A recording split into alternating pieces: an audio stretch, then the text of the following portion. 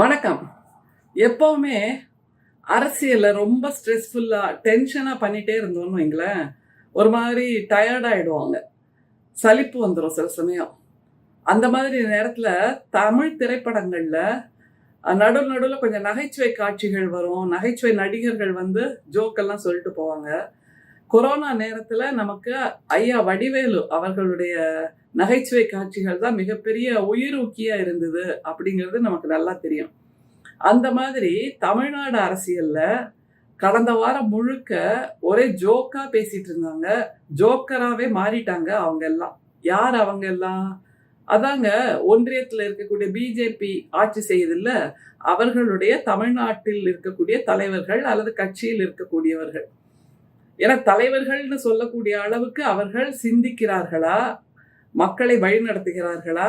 அப்படிங்கிறதெல்லாம் பெரிய கேள்வி இருக்கு. அதனால இவங்க ஒரு நகைச்சுவை காட்சியில பேசுற மாதிரி ஆளுக்கு ஆள் போட்டி போட்டுட்டு வேற பேசினாங்க. அதான் ரொம்ப ஆச்சரியமா இருந்தது. சிரிக்கதான் தோணுச்சு. சிரிச்சு சிரிச்சு கடந்து வந்தாச்சு. இப்ப என் கையிலேயே அந்த நகைச்சுவை காட்சிக்கான ஸ்கிரிப்ட் இருக்கு. ஒவ்வொன்னா வாசிக்கிறேன், ஒவ்வொன்னா சொல்றேன். நீங்க பாருங்க எப்படி எல்லாம் நகைச்சுவை பண்ணியிருக்காங்க அப்படின்ட்டு.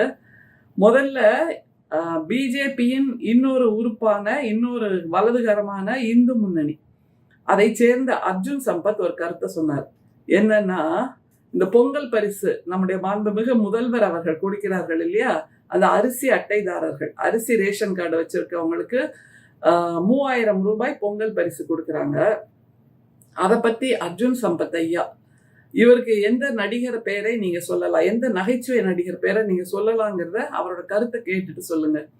அவர் என்ன சொல்றாரு, இந்த பொங்கல் பரிசு 3000 ரூபாய் என்பதை இந்துக்களுக்கு மட்டுமே கொடுக்க வேண்டும் அப்படிங்கிறார். அவருக்கு தெரியல பொங்கல்ங்கிறது தமிழ்நாட்டில் இருக்கக்கூடிய தமிழர்கள் கொண்டாடுவது, அது இந்துக்கள் கொண்டாடுவது அப்படிங்கிற பிரிவினை எல்லாம் எதுவுமே கிடையாது. தமிழ்நாட்டில் இருக்கக்கூடிய எல்லோரும் கொண்டாடுவார்கள், சிறுபான்மையினரும் கொண்டாடுவார்கள் அப்படிங்கிறத ஐயாக்கு போய் யாராவது சொல்லிட்டு வாங்க. இப்படியாக எதற்கெடுத்தாலும் பிரிவினை, எதற்கெடுத்தாலும் மதமாச்சரியம், எதற்கெடுத்தாலும் மனமாச்சரியம், எதற்கெடுத்தாலும் டிவைட் அண்ட் ரூல் பாலிசி செஞ்சுக்கிட்டே இருக்கிறது தான் இவங்களோட ஒரே வேலையா இருக்கு. அதனால 3000 ரூபாய் பரிசு தொகையை, பொங்கல் பரிசை இந்துக்களுக்கு மட்டுமே கொடுக்க வேண்டும் அப்படின்னு சொன்னா வைதிகர்களுக்கெல்லாம் கூட கொடுக்க கூடாதுன்னு சொல்றாரு. ஆனா தமிழ்நாடு அரசு அந்த கோயில்ல பணிபுரிகிற அர்ச்சகர்கள், வைதிகர்கள் இவர்களுக்கும் இந்த பொங்கல் பரிசு கொடுக்குது.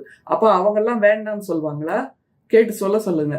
எங்களுக்கு இந்த பொங்கல் பரிசு 3000 ரூபாய் வேண்டாம் அப்படின்னு அந்த முகத்தில் பிறந்தவர்கள் அல்லது கோயில்ல மந்திரம் சொல்றவங்க இவங்கெல்லாம் மறுத்தாங்கன்னு வச்சுக்கோங்க, ரொம்ப சந்தோஷமா இருக்கும். உண்மையை சொல்ல போனா தமிழ்நாடு அரசு கோயில் பணியாளர்களுக்கு, கோயிலில் அர்ச்சனை செய்பவர்களுக்கு, கோயிலில் பணிபுரிகின்ற அர்ச்சகர்களுக்கு பொங்கல் தீபாவளிக்கெல்லாம் சிறப்பு பரிசாக அந்த பச்சரிசி, வெல்லம், கரும்பு, அதுக்கப்புறம் புத்தாடை, அதுக்கப்புறம் பொங்கல் பணம் எல்லாத்தையும் சேர்த்து கொடுக்க போறாங்க பாருங்க. அடுத்த வாரம் அந்த ஒரு காட்சியும் இருக்கும். அப்ப இவர் யாரை இந்துக்கள்னு சொல்றாரு?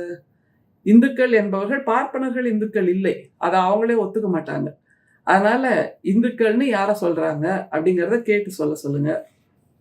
அடுத்த ஒரு ஜோக்கர், அந்த அம்மா தமிழ் திரையுலகில் நடிகைகள், நகைச்சுவை நடிகைகள் ரொம்ப குறைவு.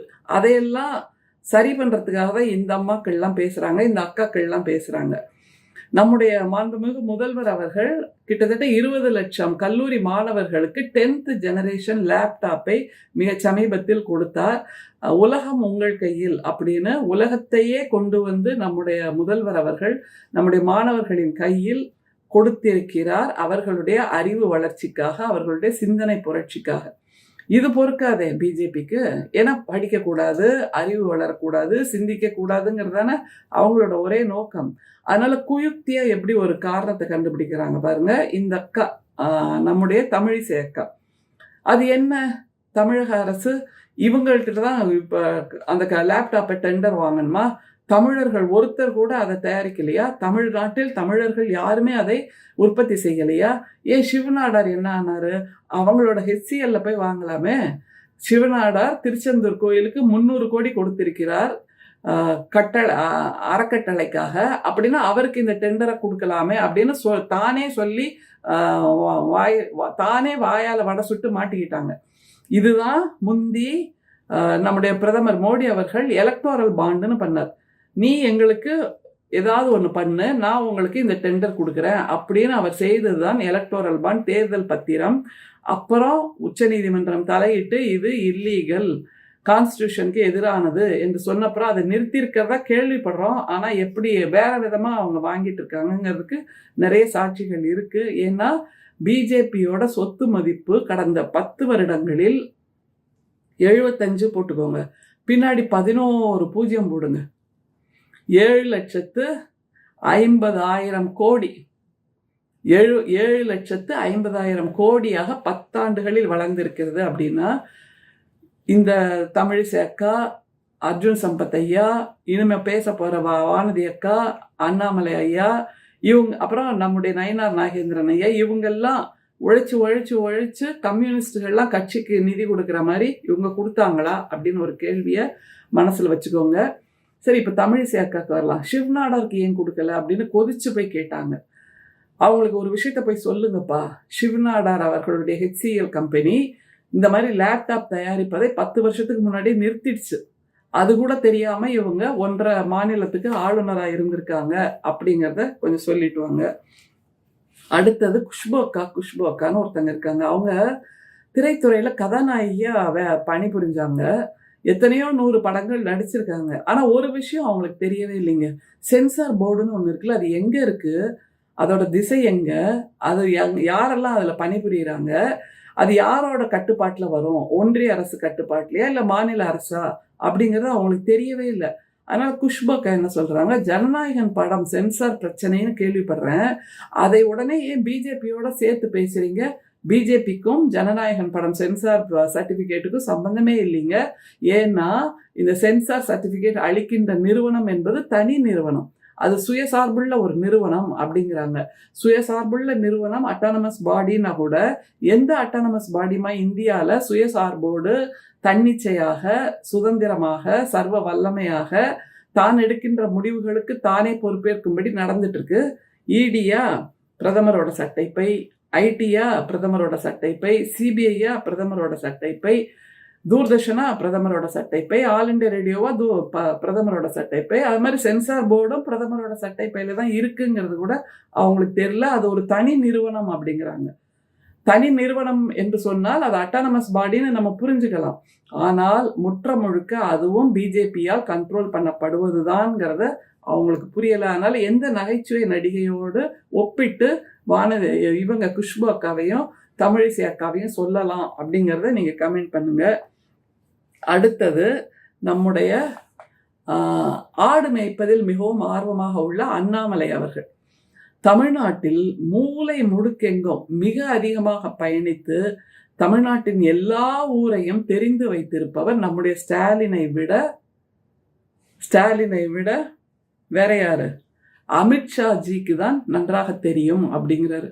அதாவது காலங்காலமாக திராவிட இயக்கத்தை சார்ந்தவர்கள் நடந்து போய், பேருந்துல போய், 2 வீலர்ல போய், சைக்கிள்ல போய், அப்படியாக ஒவ்வொரு கிராமமாக போய் வளர்த்த ஒரு இயக்கம் திராவிட இயக்கம், திராவிட முன்னேற்ற கழக இயக்கம், நீதி கட்சி அப்படிங்கிறதெல்லாம் தெரியாம கால் தேய நடந்து எல்லா கிராமத்துக்கும் குக்கிராமத்துக்கும் போய் அங்கே கட்சியை உருவாக்கியவர்கள் நம்முடைய திராவிட முன்னேற்ற கழகத்தை சார்ந்தவர்கள்ங்கிறது தெரியாம நம்முடைய முதல்வரின் பாதங்களை விட அமித்ஷாஜிக்கு தமிழ்நாட்டோட டாப்போகிராஃபி அல்லது கிராமத்தின் அடையாளம் எல்லாமே நல்லா தெரியும். அவர் தான் மிக அதிகமாக நடந்து சென்றவர். அப்படின்னா இந்த உலகமாக நகைச்சுவைக்கு எந்த நகைச்சுவை நடிகரை நம்ம கம்பேர் பண்ணி சொல்லலாங்கிறத நீங்க சொல்லுங்க கமெண்ட்ல.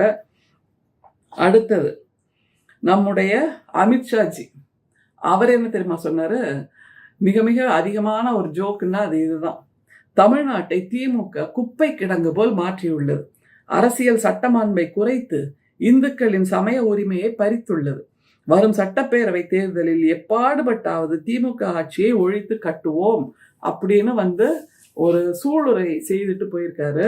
நிச்சயமா ஒழித்து கட்டுவதற்கு அவர்கள் முயற்சி செய்யலாம், ஏனென்றால் அது அவர்களுடைய கடமை.